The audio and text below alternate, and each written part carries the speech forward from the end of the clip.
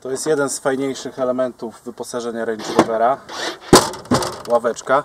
Kiedy czekasz na lawetę, zawsze możesz sobie usiąść.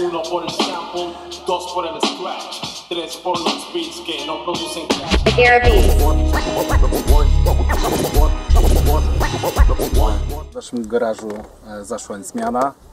Do ciągnięcia lawety od teraz będziemy używać Land Rovera, Range Rovera trzeciej generacji z 3-litrowym silnikiem diesla. Jak wiecie, wcześniej używaliśmy Frontery. Niestety, mimo mojej miłości wielkiej do tego samochodu, jest po prostu za słaba. Silnik 2,2 litra benzynowy z dużym obciążeniem na haku sprawiał, że podjazd pod górkę 70 km na godzinę to był istny koszmar. Więc tym razem mam nadzieję, że nie będzie tutaj problemu. No chyba że to Range Rover będzie potrzebował lawety. Model Range Rovera podobał mi się od dłuższego czasu, ale tak naprawdę zawsze się trochę obawiałem, jak to będzie, i wszyscy mi mówili, że jeśli chcę prawdziwych emocji, to wcale nie muszę ścigać się swoim samochodem, tylko wystarczy, że kupię sobie Range Rovera i będę się zastanawiał, co zepsuje się dziś. W naszym przypadku nie jest tak źle. Na razie Range Rover przejechał 3000 km i o dziwo jeszcze się nie zepsuł. Co prawda cały czas ma po prostu kilka rzeczy, które trzeba naprawić, ale są to, powiedzmy, mniejsze rzeczy, które mogą poczekać spokojnie. Na auto już ma za sobą pierwszy wyjazd na Tor Poznań, gdzie doskonale sprawiło się w roli holownika. Ten samochód mi się mega spodobał i tak naprawdę z opcji, że chciałem go używać tylko i wyłącznie do tego, żeby ciągnąć im lawetę, zacząłem nim jeździć na co dzień. Nowa 4 BMK stoi w garażu, a ja używam całkiem starego i naprawdę fajnego Range Rovera. W tamtych czasach BMW było właścicielem marki Land Rover, czyli Range Rover, i dlatego pod maską znalazło się tutaj fajna jednostka, 3-litrowy diesel M57, znany z wszystkich BMK, a także z patroli, bo jest to teraz popularny swap do patrola i każdy zmienia w patrolu silnik na M57, a tu ten motor jest seryjny. To nie jest żaden swap, one tak wychodziły z fabryki, jest to M57 D30, czyli popularny 3-litrowy diesel. Tu ma trochę niższą moc, 177 koni, natomiast to kompletnie wystarczy do tego samochodu, bo naprawdę jest spory moment obrotowy, a dodatkowo ten jest po lekkim programie, ma ponad 200 koni i przyspiesza naprawdę całkiem fajnie. Nie ma problemu z tym, żeby pociągnąć naprawdę ciężką przyczepę.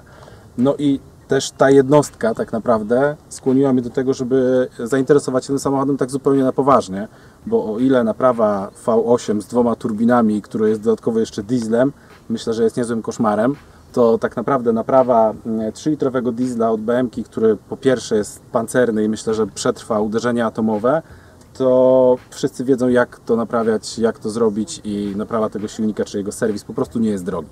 Także to była jedna z takich głównych elementów, dlaczego chciałem mieć ten samochód właśnie z tym dokładnie silnikiem. Ostatnio Clarkson miał taki wywiad, gdzie powiedział, że właśnie wersja L30 322 Range Rovera, czyli oznaczenie tego modelu, to jest jeden z najlepszych samochodów na świecie. I wtedy tak naprawdę pomyślałem, że dobra, to czas na poważnie poszukać takiego auta. No i nie było to łatwe. Tych samochodów z silnikiem 3-litrowym diesla jest bardzo mało. Aktualnie chyba do sprzedania jest około 5-6 na rynku w Polsce i znalezienie egzemplarza, który jest A, żywy, B, niezabity w terenie, niezardzewiały i jakkolwiek trzymający się kupy, to było naprawdę niezłe wyzwanie. Na szczęście trafił się całkiem fajny egzemplarz, który nie wyglądał tak przed zakupem. Wyglądał na pewno dużo gorzej, ale udało się go fajnie doprowadzić do stanu używalności. Ale co najśmieszniejsze jest w tym samochodzie, to jest jego cena. To auto kosztowało 20 000 złotych i to niecałe. Ok, musiałem na start włożyć parę tysięcy w taki podstawowy serwis, tarcze, klocki, opony i oleje, ale tak naprawdę mechanicznie jest sprawne i działające i doskonale można nim podróżować, i to z lawetą, a także po mieście, gdzie, tak jak wspomniałem wcześniej, używam tego auta na co dzień. Jakby przeliczyć te pieniądze na masę i wielkość tego samochodu, to chyba to jest jeden z lepszych współczynników, bo tak wielkiego i tak wygodnego auta za te pieniądze po prostu nie kupicie. Ja nie jestem najwyższy, ale też nie jestem karłem, a to auto jest wyższe ode mnie i to w takiej standardowej pozycji do jazdy. A dlatego standardowej, że są 3 pozycje, w których możecie jeździć tym samochodem. Czyli po pierwsze jest to pozycja standardowa, taka jak teraz, kiedy auto jest na takiej wysokości, której normalnie można jeździć wszędzie, po mieście, gdziekolwiek. Jest też pozycja wysoka, gdzie auto można podnieść, na przykład przy podjeździe na wysoki krawężnik, albo pozycja do jazdy autostradowej, albo do wjazdu do niższego garażu, kiedy auto można bardzo obniżyć, co pokażemy Wam za chwilę, jak to działa. A całe w ogóle zawieszenie tego samochodu, nie ma tu standardowych sprężyn, tylko są takie miechy pneumatyczne. No i wszyscy się obawiają tego zawieszenia pneumatycznego, ponieważ ma ono opinię tego, że się psuje i jest drogie w serwisie. Natomiast patrząc na to zupełnie obiektywnie, to poduszki na tył kosztują 350 zł, poduszki na przód kosztują około 500 do 700 zł w zależności od wybranej marki. I nie wydaje się, że są to jakieś potężne koszty, a tak naprawdę nie ma tam wiele więcej skomplikowanych rzeczy poza prostym kompresorem, który znajduje się pod kołem zapasowym.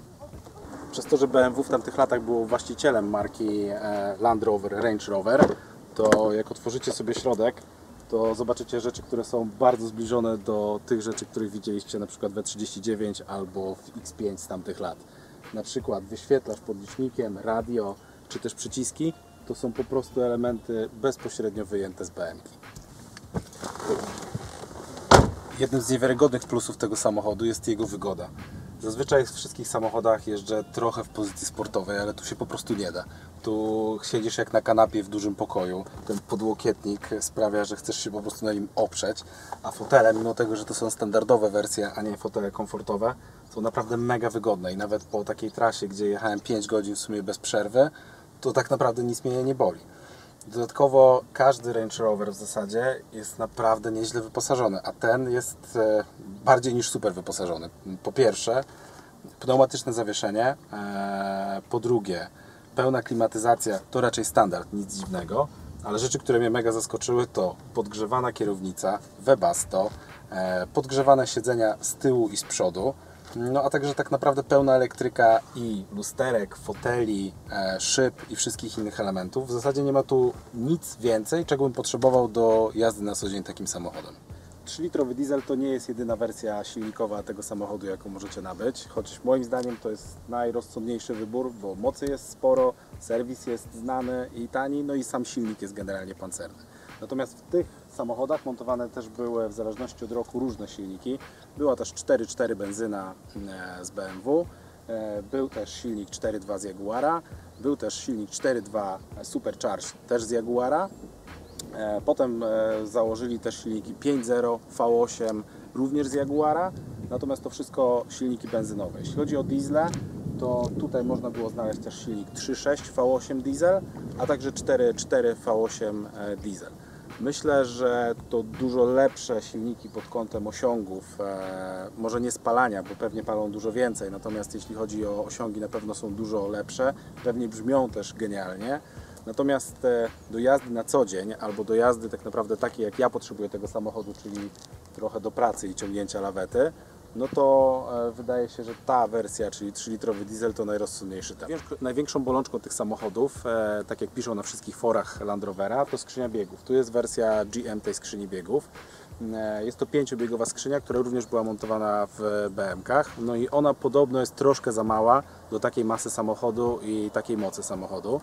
Natomiast jeśli ją się dobrze serwisuje, czyli wymienia regularnie olej, plus nie zakłada 35-calowych MTEK-ów, to spokojnie radzi sobie z tym samochodem. Można ciągnąć duże przyczepy, można spokojnie jeździć szybko, nic tutaj wielkiego się nie dzieje. W późniejszych wersjach i w tych z większymi silnikami była skrzynia ZF, która z kolei była dużo lepsza, no, natomiast w tym połączeniu nie występowała skrzynia ZF.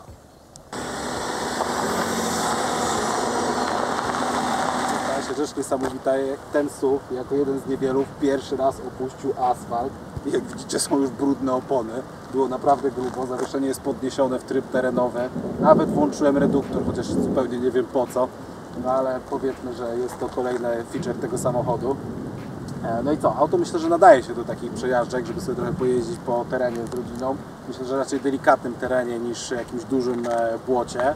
Z tego względu, że no właśnie, ta skrzynia GM-owska podobno przy dużych oponach raczej nie radzi sobie dobrze, chociaż są spece od Land Roverów, którzy przerabiają tą skrzynię podobno na wersję niezabijalną. No ale w takiej podstawowej wersji raczej ograniczyłbym się chyba do lekkich przejażdżek po lesie i lekkim terenie. Pogoda nam się zrobiła iście brytyjska, deszcz pada, więc jedziemy się przejechać.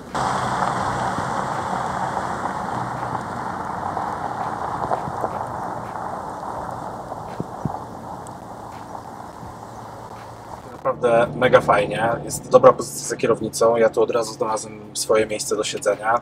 Tak jak wspominałem, raczej się siedzi tutaj trochę jak w dużym pokoju na fotelu. Normalnie nie mam nawyku trzymania ręki na podłokietniku, ale w tym aucie po prostu nie można inaczej. Cały samochód jest naprawdę ogromny i w środku to czuć. Nawet nowe SUV-y, powiedzmy BMW X5, którą okazję miałem ostatnio jeździć, jest po prostu w środku dużo mniejsze, ale także na zewnątrz jest mniejsze. To jest naprawdę jeden z większych SUV-ów, jaki można sobie kupić. Oczywiście pomijając wszelkiego rodzaju Chevrolety, Suburbany i tego typu samochody. Natomiast europejskie auta to jest jeden z większych samochodów, które możecie nabyć i tą wielkość czuć wszędzie. W środku jest potężna ilość miejsca, do tyłu jest naprawdę kawał drogi i do dzieci, które siedzą z tyłu, trzeba krzyczeć albo one do Was, więc w sumie to i dobrze. Więc auto jest mega wygodne w trasie, no i można nim spokojnie podróżować 5-osobową rodziną. To auto dobrze prowadzi się w zakrętach? Nie wiem i nie chcę tego sprawdzać, bo kompletnie nie sprawia mi przyjemności szybka jazda tym samochodem. Ono zachęca wręcz do powolnej jazdy i toczenia się, nawet nie przekraczając żadnych limitów prędkości. I do tego zostało stworzone. Tu czujesz się, jakbyś jeździł dużym pokojem i siedział na sofie, a kompletnie nie ma tutaj chęci do tego, żeby jechać szybko, szybciej, być pierwszym na światłach. Jesteś generalnie troszkę od tego odcięty. Czy range to jest optymalny wybór do ciągnięcia lawety? Na pewno nie. Moi mechanicy mówią, że po prostu mógłbym sobie kupić LTK, a nie wymyślać z jakimiś range'ami. No ale przyjemność z jazdy z tego samochodu jest naprawdę ogromna, a trochę nie wyobrażam sobie siebie w busie. Druga sprawa jest taka, że przeliczając wszystkie koszty, które macie, jeśli chodzi o sam transport samochodu, to absolutnie najtaniej wyszłoby po prostu wypożyczyć autolawetę i zawieźć auto na tor. Nie macie wtedy opłat drogowych, auto pali tylko 10 litrów i generalnie nie musicie robić prawo jazdy ani innych rzeczy. Natomiast ja po prostu bardzo lubię ten styl, kiedy fajnym samochodem mogę ciągnąć na tor swoje auto, którym się tam ścigam. Kurwa, stłucze. Deszcz. Słyszysz? Deszcz tak? W ogóle on tak ma, że jak postoi na słońcu, to kurwa to radio się cały czas otwiera i nie jesteś go w stanie kurwa zamknąć. I tak jeździsz sobie z otwartym radiem. No, ale to w sumie... Może się wentyluje.